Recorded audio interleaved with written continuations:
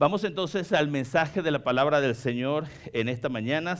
Hemos estado predicando una serie de sermones que titulamos Yo Soy. Y hoy tenemos la quinta enseñanza de esta serie de sermones. El primer sermón trató acerca del nombre de Dios. El segundo sermón fue Yo Soy el pan de vida. El tercero fue Yo Soy la luz del mundo. La semana pasada predicamos Yo Soy la puerta de las ovejas. Y el título del mensaje el día de hoy es Yo Soy el buen pastor. Si usted recibió el boletín en esta mañana y nos visita por primera vez, ahí va a estar el bosquejo del mensaje para que usted pueda tomar nota y quedarse con las enseñanzas de la palabra de Dios. Y yo les recomiendo que lo coleccionen. Esta semana estuve revisando algunos de los sermones de las enseñanzas que hemos predicado y es bueno poder repasar y ver todo lo que hemos estado estudiando y aprendido. Y en esta serie de sermones estamos estudiando las 7 declaraciones de Yo Soy que dijo Jesús y Juan las registró en su evangelio. Estamos ubicados allí en la palabra del Señor en Juan capítulo 10. Fíjense que el objetivo principal del evangelio de Juan, Juan escribió su evangelio, es el cuarto evangelio, son 4 evangelios, Mateo, Marcos, Lucas y Juan. Y Juan escribe este evangelio para proclamar a Jesús, para que todo el mundo conozca a Jesús y creyendo en Él, creyendo que Jesús es el Mesías, las gentes de todas las naciones puedan tener vida eterna. Eso era lo que Juan estaba pensando en el momento en que estaba tomando de todas las experiencias que vivió con Jesús, de todas las cosas que Jesús hizo. Juan hizo un resumen y eso es lo que se llama, lo que significa evangelio. Evangelio es Jesucristo, la vida de Jesús. Entonces estos 4 evangelios presentan el mensaje de la vida de Jesús desde un punto de vista diferente, ¿no? Mateo tiene su target objetivo, su grupo de personas para quienes escribió el evangelio y así cada uno de los demás. Juan escribió para todas las naciones en todos los tiempos de la historia.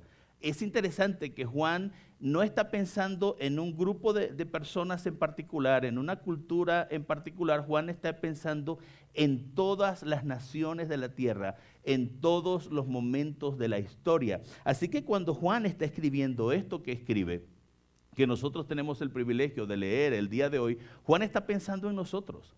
Juan está pensando en toda la gente, en todo el mundo, en toda la historia que va a leer la historia de Jesús. Y fíjese que en el capítulo 20, versículos 30 y 31, Juan dice lo siguiente: hizo además Jesús muchas otras señales, habla de milagros y de prodigios, en presencia de sus discípulos, y Juan dice, las cuales no están escritas en este libro.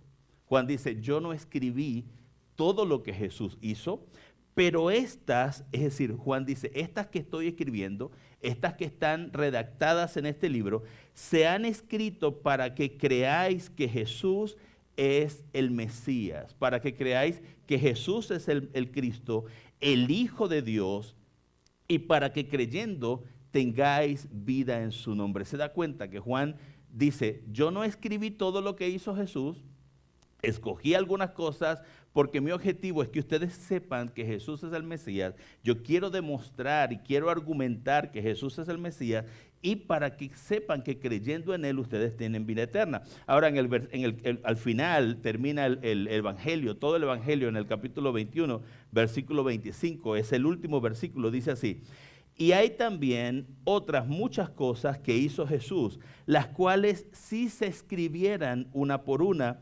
pienso, dice Juan, que ni aún en el mundo cabrían los libros que se habrían de escribir. Amén. Juan termina su evangelio y dice, si nosotros los que caminamos con Jesús tuviéramos que escribir cada detalle, cada cosa de lo que nosotros hemos vivido, pero también de lo que María, por ejemplo, la madre de Jesús, nos contó de su vida, de sus experiencias, si se tuviera que escribir, Juan dice, los libros serían por montones, pero yo he escrito esto para que ustedes sepan que Jesús es el Mesías. También escribió Mateo, también escribió Marcos, también Lucas hizo su investigación y los 4 hicieron estos 4 evangelios y cuando nosotros los armonizamos, cuando nosotros los ponemos juntos, entonces tenemos toda la historia de Jesús y de la salvación de la humanidad. Y Juan es muy interesante porque Juan hace un trabajo extraordinario cuando detalla incluso con información específica, con detalles muy vívidos de las cosas que ocurrieron y nos explica, que nos ayuda a entender claramente. Juan no se enreda tanto en profecías que no conocía la gente. Imagínense, Juan está pensando en gente que va a vivir en los próximos siglos, dice Juan, y no conocen nada del judaísmo, no saben, no tienen información, y lo escribió de manera clara para que todos en la historia de la humanidad puedan entender el Evangelio de Jesús. Vamos entonces al texto bíblico del día de hoy. Quería decirles eso sobre Juan, porque es muy interesante. Juan capítulo 10. Y venimos del sermón de la semana pasada, que hablamos de que Jesús es la puerta de las ovejas, ¿verdad? Y recordamos desde el versículo 1, creo que está allí en sus pantallas, y si no está, no hay problema, yo se lo puedo repasar rápidamente. Jesús está contando esta alegoría, esta metáfora sobre el pastor de las ovejas, el redil, los ladrones. Recuerdan que el ladrón saltadores saltaban al redil para llevarse las ovejas, ya fuera para trasquilarlas y llevarse la lana, o para matarlas y llevárselas para alimentar tal vez a sus familias. Entonces Jesús está contando esta alegoría, explica todos estos detalles. En el verso 10 hay una transición. Juan capítulo 10, versículo 10, Jesús dijo: el ladrón no viene sino para hurtar, matar y destruir. Yo he venido para que tengan vida y para que la tengan en abundancia. Y luego entonces, a partir del verso 11, es el texto base del sermón en esta mañana. Juan 10, a partir del verso 11, y voy a leerlo para ustedes hasta el versículo 18. Dice así la palabra del Señor. Y quiero ayudarle a notar algunas cosas en el pasaje, porque Juan nos da detalles importantes para entender lo que Jesús quería enseñar. Dice así: yo soy el buen pastor. El buen pastor su vida da por las ovejas. Mas el asalariado y el que no es el pastor, de quien no son propias las ovejas, ve venir al lobo y deja las ovejas y huye.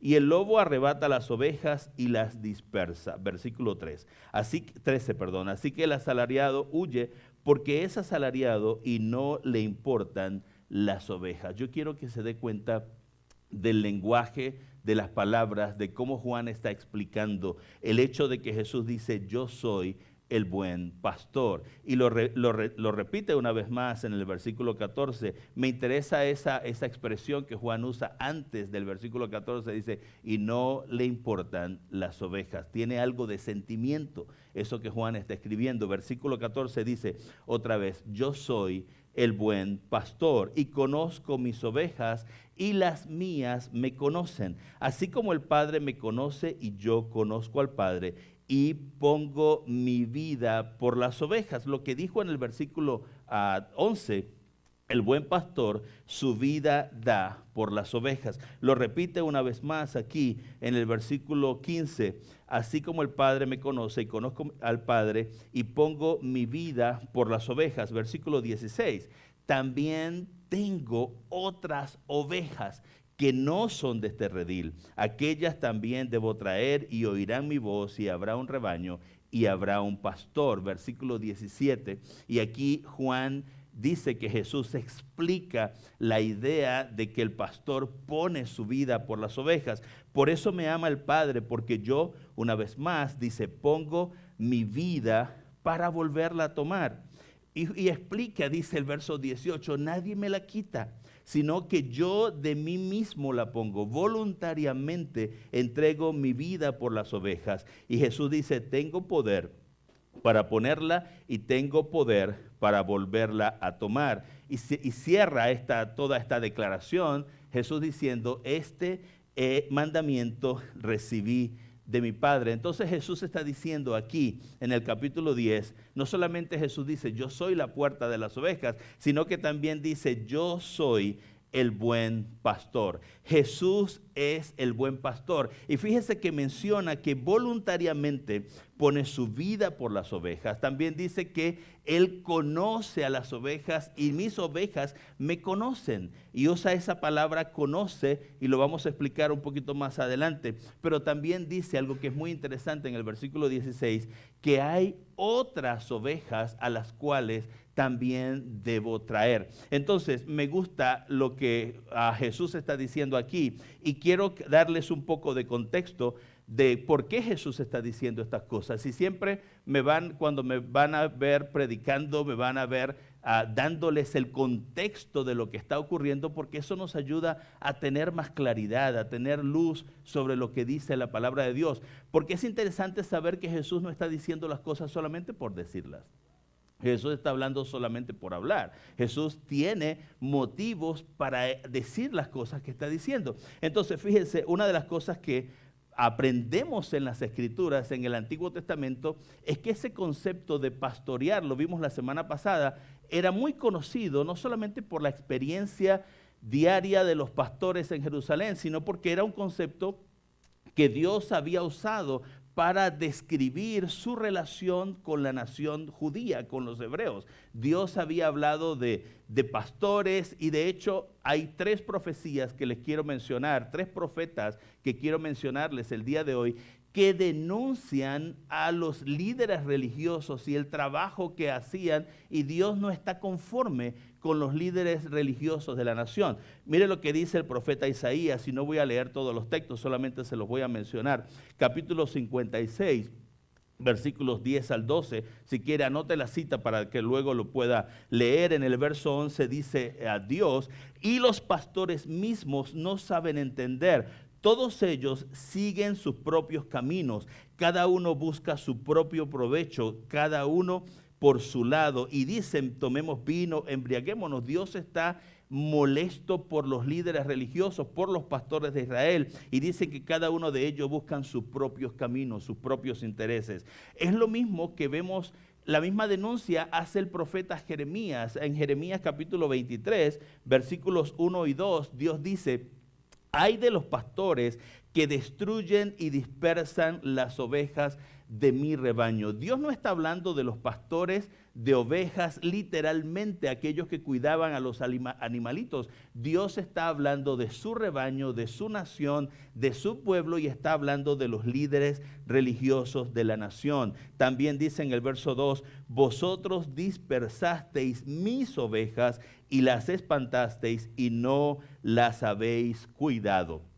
Ahora, no solamente estos 2 profetas, encontramos muchos otros, pero quiero mencionarles uno más, porque especialmente Ezequiel dedica todo el capítulo 34 para emitir juicio contra los líderes religiosos, y la figura que usa es la figura de un pastor. Y dice así en el capítulo 34, desde el versículo 1, otra vez voy a leer solamente algunas partes. En el versículo 2 dice, ay de los pastores de Israel que se apacientan a sí mismos. ¿Se da cuenta?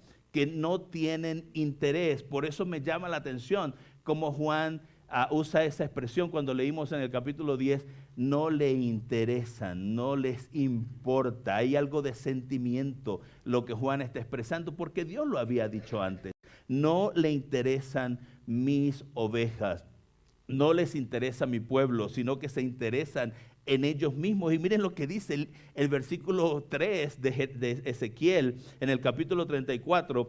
Coméis la grosura y os vestís de la lana, la engordada degolláis, mas no apacentáis a las ovejas. Estaban interesados en sacar provecho de la nación, en tomar lo que les importaba, la carne y la lana que podían proveer las ovejas, pero no les interesaba realmente las ovejas. Mire que dice el verso 4, no fortalecisteis las débiles, ni curasteis la enferma.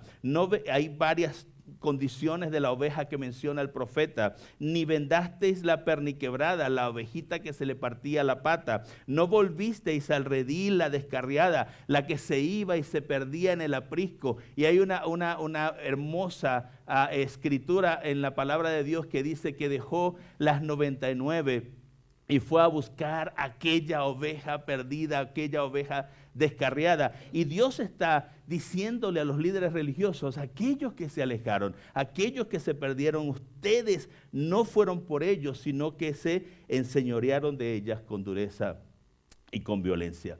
Y ese capítulo del 34 de Ezequiel, Dios lo termina diciendo lo siguiente en el versículo 22 y versículo 23. Y este es un enorme llamado para nosotros los líderes de la iglesia el día de hoy. Cuando nosotros mismos leemos, yo por ejemplo como pastor, leo estas denuncias que Dios está haciendo, yo tengo que poner esa denuncia y mirarme en un espejo y decirme, lo está diciendo a mí. Yo soy responsable de hacer eso que Dios dice que un pastor debe hacer.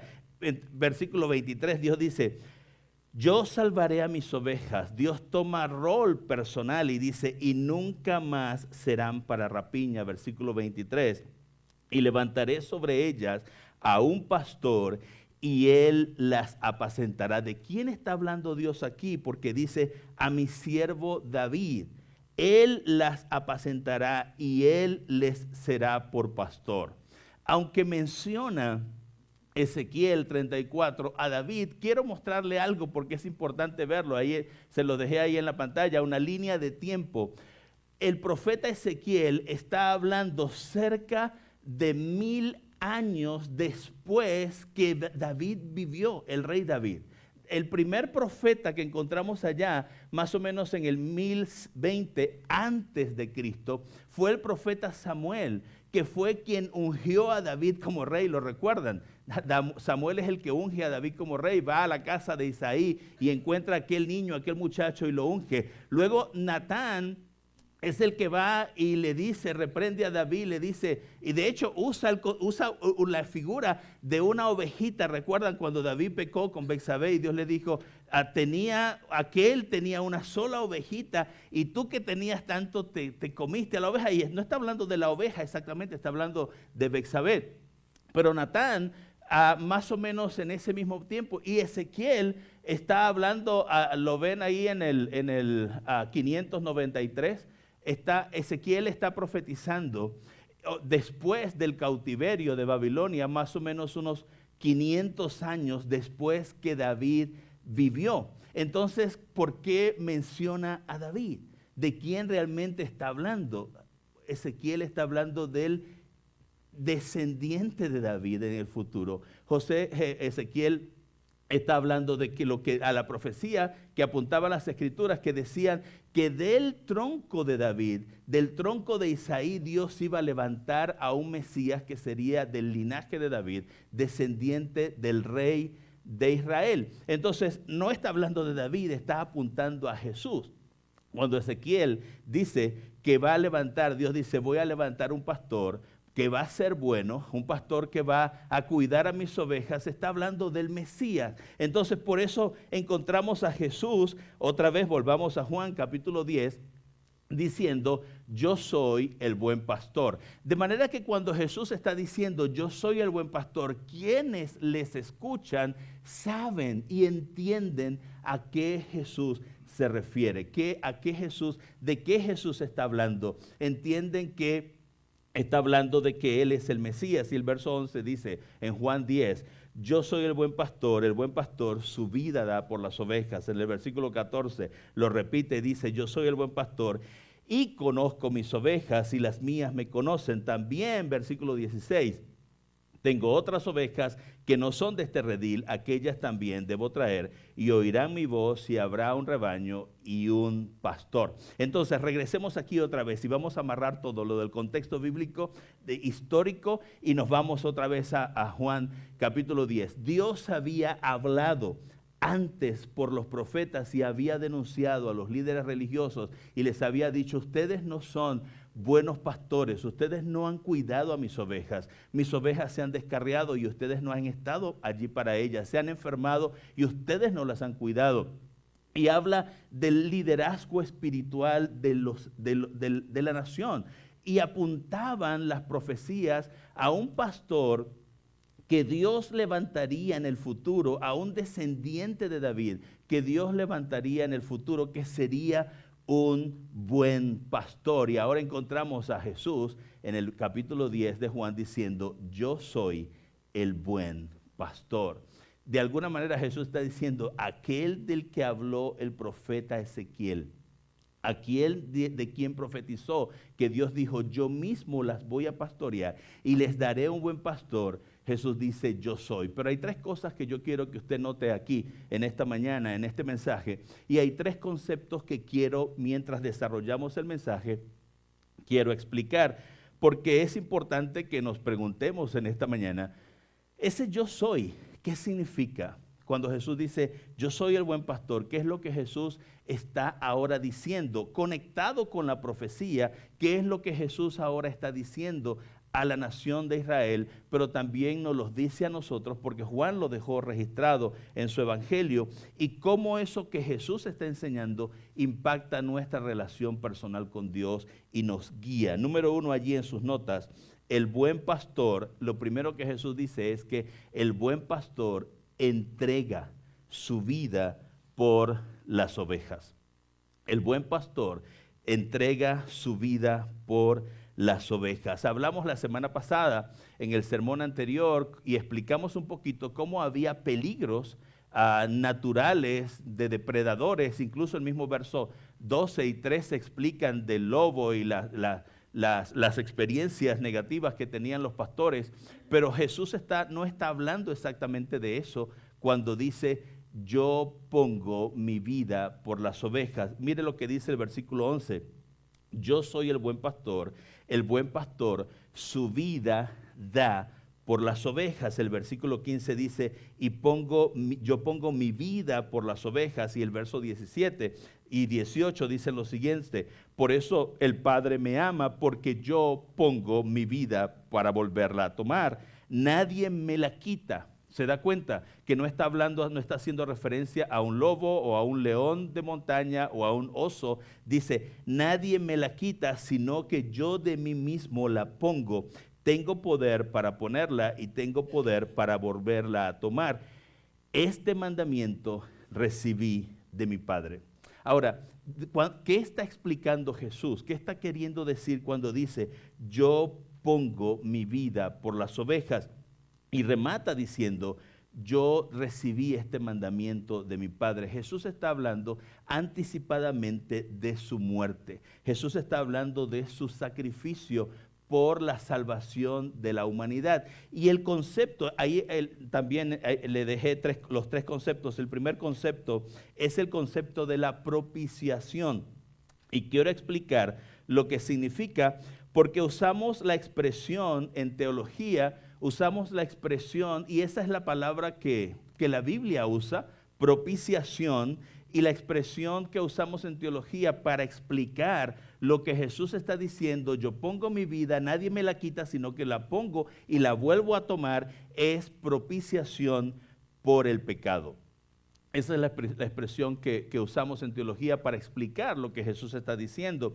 Y la propiciación tiene su fundamento en la justicia de Dios. Y esa palabra propiciación en la Biblia, y lo que significa, que lo voy a explicar en detalle en esta mañana, tiene una conexión muy cercana con otras dos palabras teológicas que explican todo lo que vamos a ver el día de hoy. Y una es expiación. Si quiere la anota por allí, expiación. Y expiar significa borrar o eliminar, limpiar, erradicar el pecado y olvidarse completamente de él. Eso es lo que significa expiación. Cuando encontramos esa palabra en la Biblia, siempre está asociada con la eliminación del pecado completamente, erradicarlo, borrarlo completamente. Y la otra palabra el otro término es redención. Propiciación está asociado con estas dos palabras, expiación y redención. Y redención nos da la idea de una contratación, de una transacción.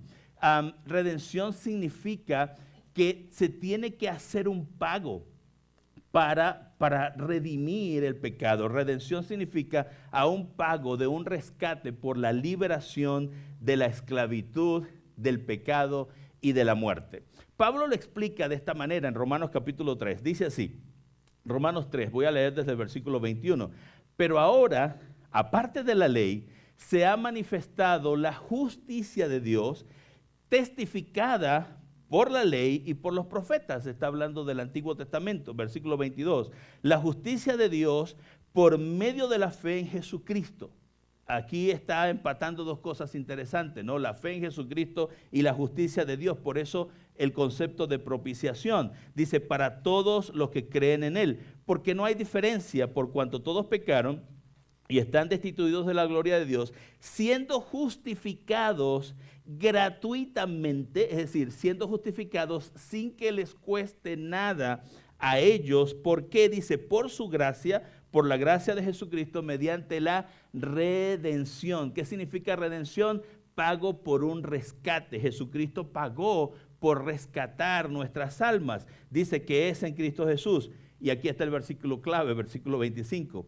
A quien Dios puso como propiciación por medio de la fe en su sangre, para manifestar, ¿qué cosa? Su justicia a causa de haber pasado por alto, erradicado otra vez, expiado, eliminado en su paciencia los pecados pasados. Lo que Romanos explica, Pablo explica aquí a los romanos en el capítulo 3, es lo que Jesús está diciendo: yo pongo mi vida y la vuelvo a tomar. Nadie me la quita, es decir, que Cristo es la propiciación por el pecado de la humanidad. Para entender esto tenemos que ir al Antiguo Testamento. Tenemos que ir al libro de Levíticos y explicar lo que ocurría el día de Yom Kippur. Seguramente ustedes han escuchado esa expresión. El día de Yom Kippur es una celebración judía que se ha mantenido hasta el día de hoy, se celebra todos los años, los judíos lo celebran todos los años, y lo que significa es el día de la expiación. El día de la expiación, el Yom Kippur en el calendario hebreo, es el día más sagrado dentro de la tradición judía. Porque ¿qué ocurría el día de la expiación? Mire lo que dice el libro de Levítico capítulo 16, y lo voy a explicar rápidamente. Y dijo a Jehová a Moisés: di a Aarón, tu hermano, que no en todo tiempo entre en el santuario detrás del velo. Se refiere al lugar santísimo. Ahorita vamos a explicar todo esto gráficamente.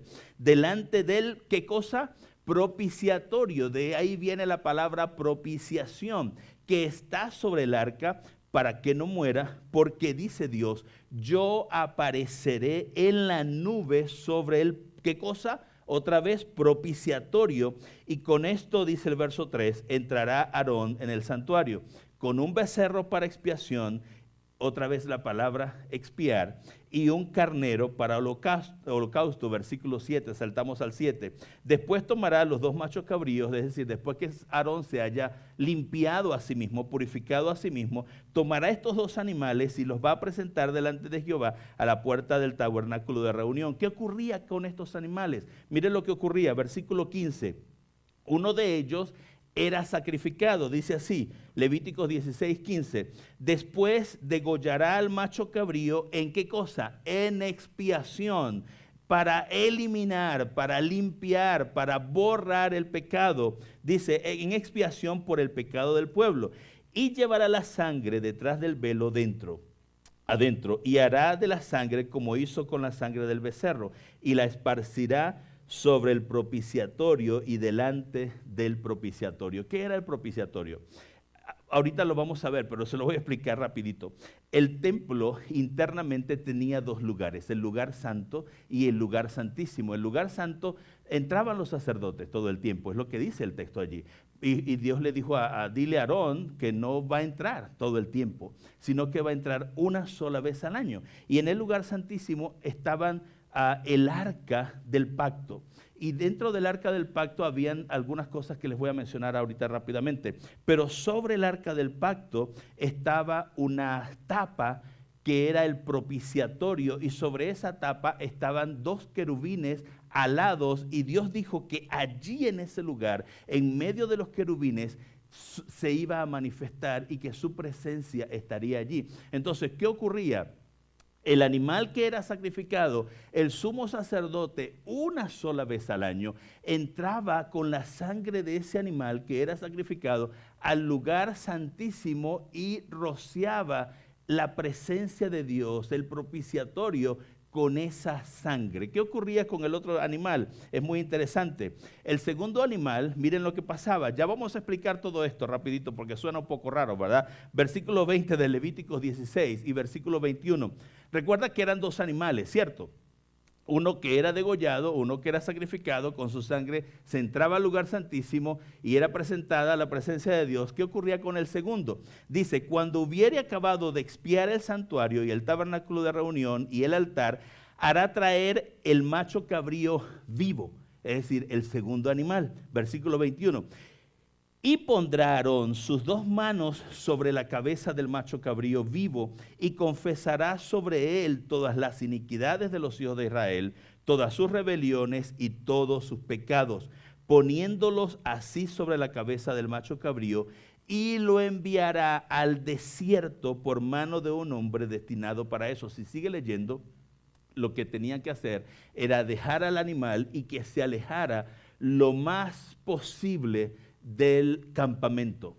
Otra vez, un animal era degollado y su sangre era llevada al lugar santísimo una vez al año a la presencia de Dios para expiar el pecado.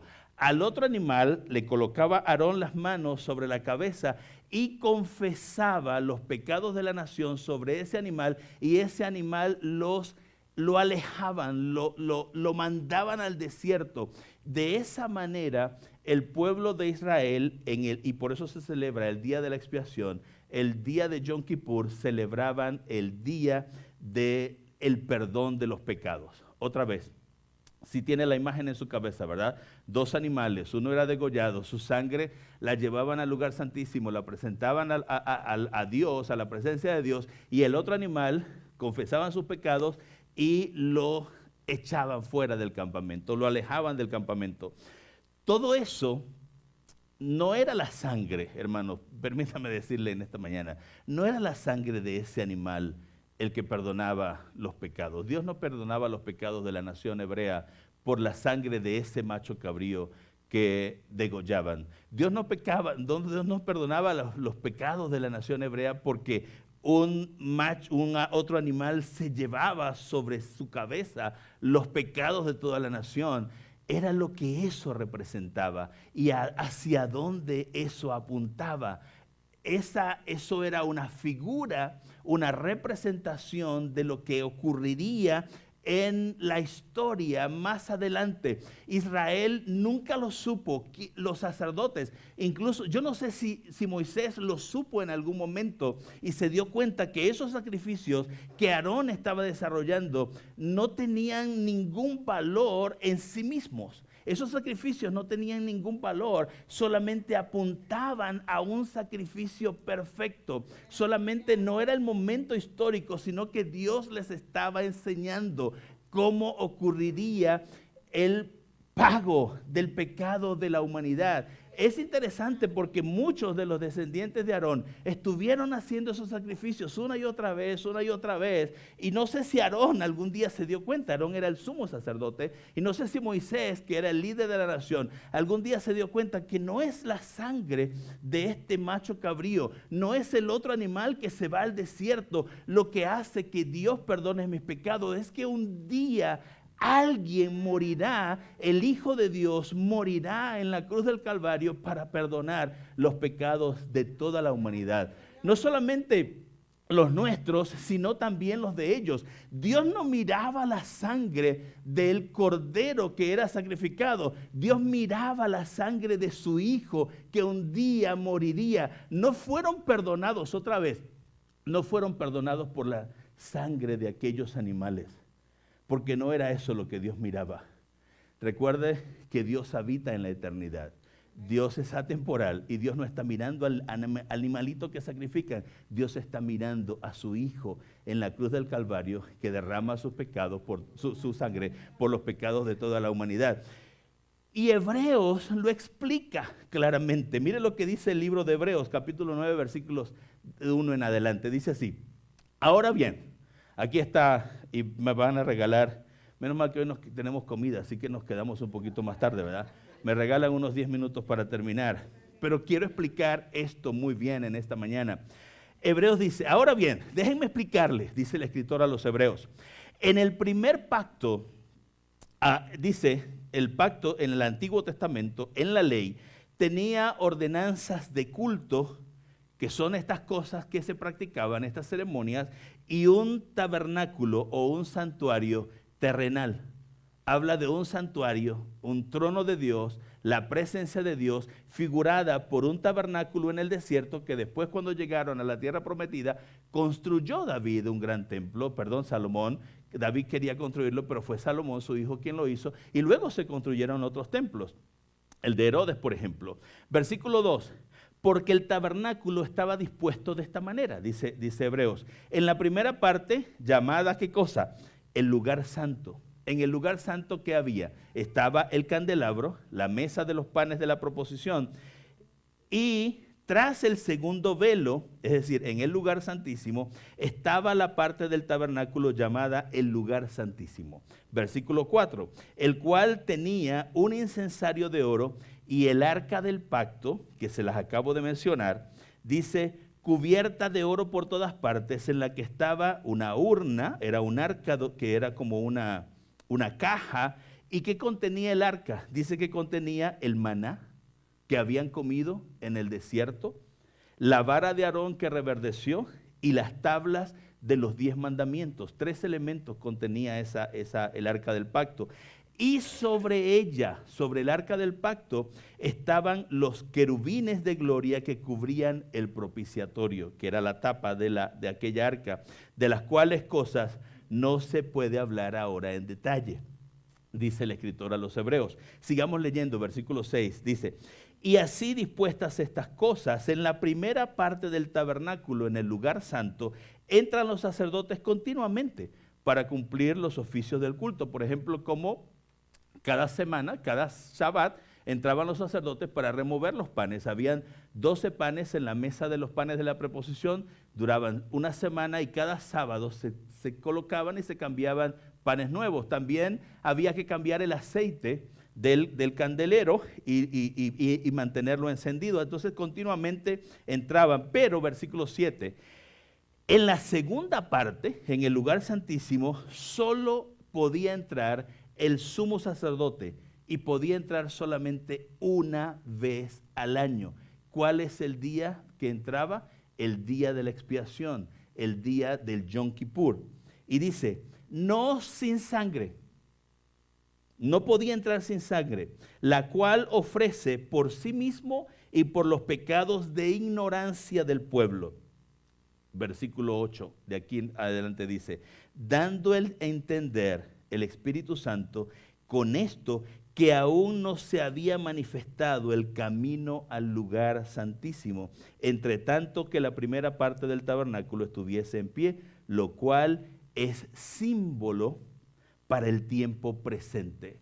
Es decir, Hebreos dice, lo que ocurría allá en la antigüedad, en el Antiguo Testamento, era una simbología que representaba lo que ha ocurrido ahora, porque recuerde que este libro se escribió después que Jesús ha muerto, estando ya la iglesia en formación, por lo que es símbolo de lo que ha ocurrido en nuestro tiempo. Versículo 11 de Hebreos 9, pero estando ya presente Cristo, dice, sumo sacerdote de los bienes venideros, por el más amplio y más perfecto tabernáculo, no hecho de manos, es decir, no de esta creación, y no por sangre de machos cabríos ni de becerros, sino por su propia sangre, entró una vez para siempre en el lugar santísimo, habiendo obtenido eterna redención. ¿Qué significa todo esto, hermanos? Que el día que Jesús está muriendo en el Calvario, su cuerpo colgado de aquel madero y su sangre derramada por los pecados de la humanidad, lo que está ocurriendo es que el Hijo de Dios está entrando a la presencia del Padre, así como entraba el sumo sacerdote con un tazón de sangre de un animal, de un becerro. En la cruz Jesús está entrando a la presencia del Padre, no con sangre de un animal, no con sangre de un becerro, sino con su propia sangre para pagar para expiar el pecado de toda la humanidad. Por eso Jesús dice, yo soy el buen pastor, yo pongo mi vida por las ovejas, nadie me la quita, yo tengo poder para ponerla y volverla a tomar. Habla de su resurrección. Jesús está diciendo, yo soy el buen pastor, que como cordero sacrifico mi vida por los pecados de toda la humanidad. Otra vez, Jesús está colgado en la cruz del Calvario. Pero lo que está ocurriendo en el mundo espiritual es que Jesús está entrando al lugar santísimo, no de un templo terrenal, no de un templo construido por manos humanas, sino que está entrando directamente a la presencia de Dios con su sangre para pagar, para redimir los pecados de la humanidad y para expiar, para eliminar el pecado del alma de la humanidad, de los seres humanos. Eso es lo que significa entonces, yo pongo mi vida por las ovejas. Eso es hermoso, no sé si a usted le emociona eso, pero a mí me emociona.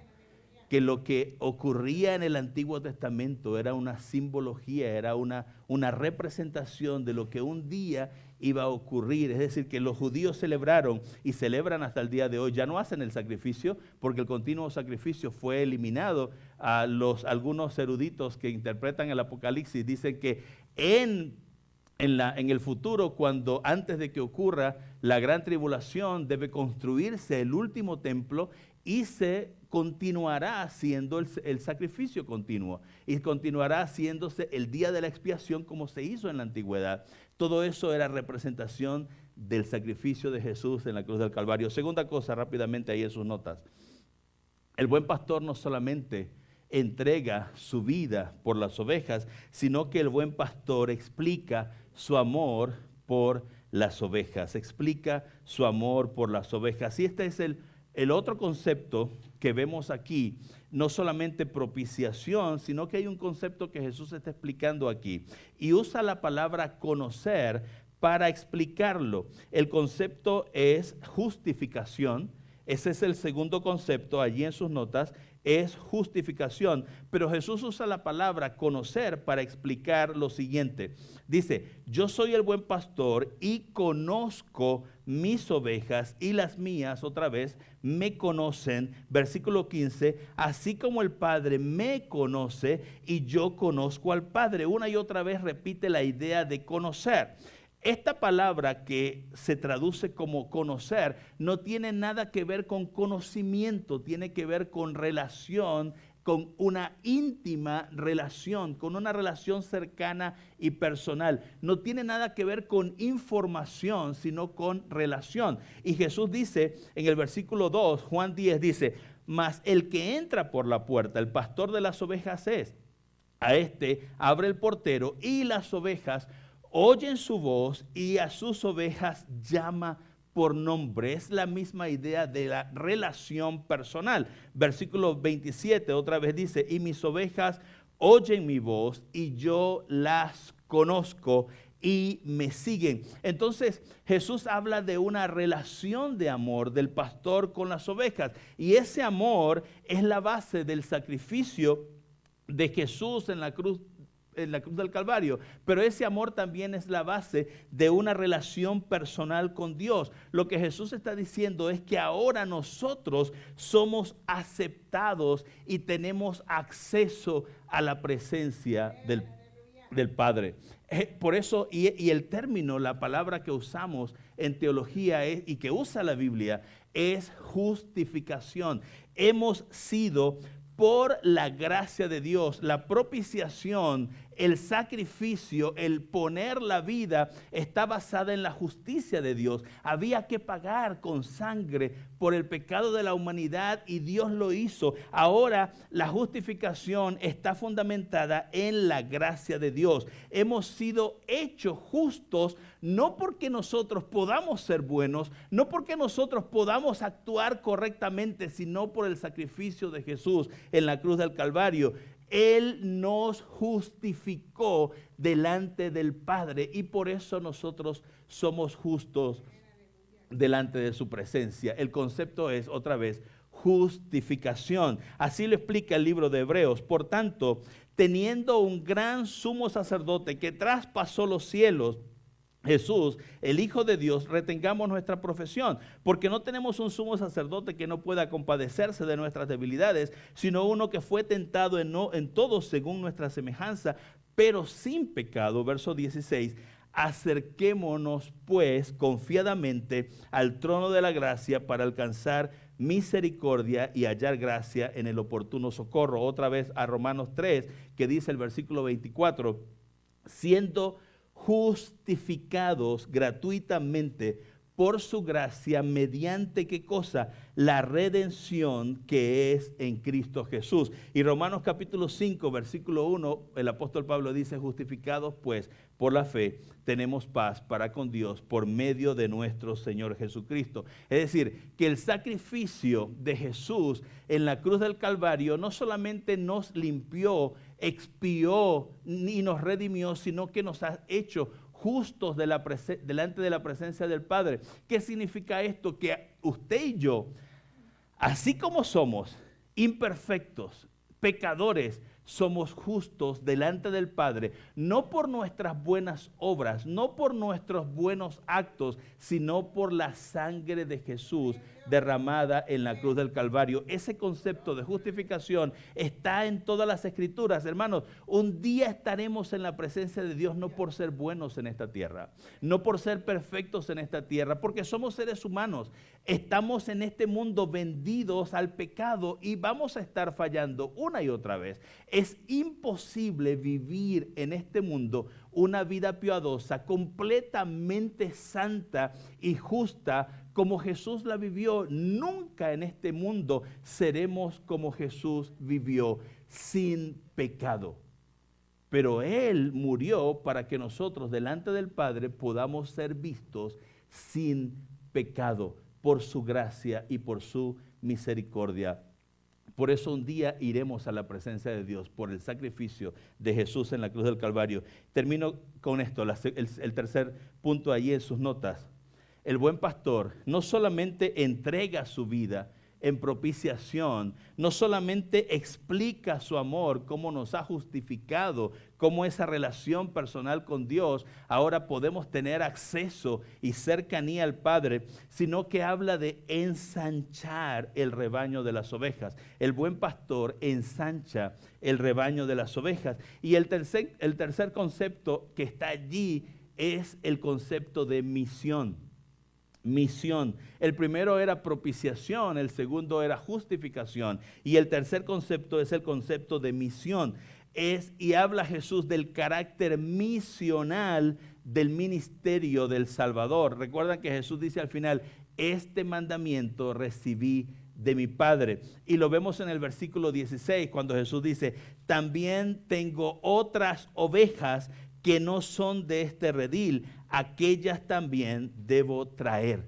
Y oirán mi voz y habrá un rebaño y un pastor. ¿De quién cree usted que está hablando Jesús cuando dice que tengo otras ovejas?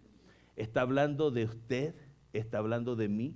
Está hablando de todas las naciones de la tierra. Le dice claramente Jesús a los judíos que les escuchan, no es solamente para ustedes. Ustedes son parte del rebaño, ustedes son Israel, mi pueblo, mi rebaño, pero también hay otro rebaño, hay otras ovejas, hay otro redil donde tengo parte del rebaño y a estas las tengo que traer y habrá un rebaño, habrá un pueblo de Dios, una nación santa, un pueblo redimido y habrá un pastor. Entonces Jesús está hablando de todas las naciones de la tierra y de la salvación para todos los seres humanos en todos los tiempos de la historia. Mire lo que dice Lucas 19:10.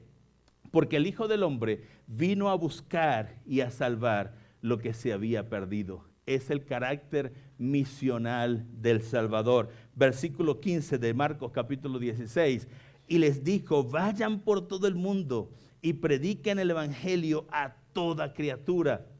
Y encontramos el mismo concepto de misión en Mateo capítulo 28, versículo 19.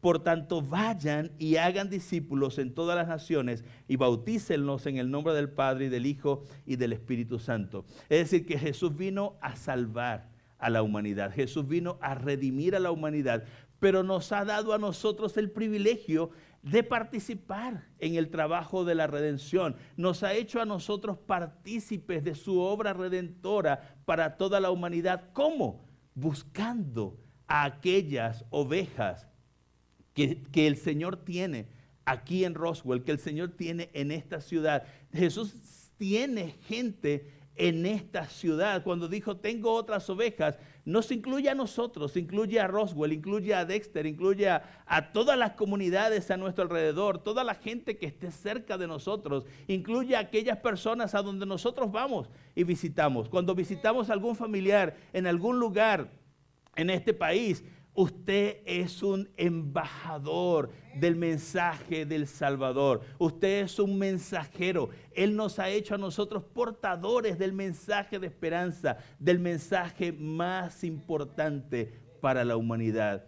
Cristo murió por nosotros y podemos tener vida eterna en su nombre. Ese es el mensaje que Juan quería comunicar a todas las naciones de la tierra. Ese es el mensaje que usted tiene en su corazón y ese es el mensaje que sus amigos, que sus compañeros de trabajo, que sus vecinos necesitan.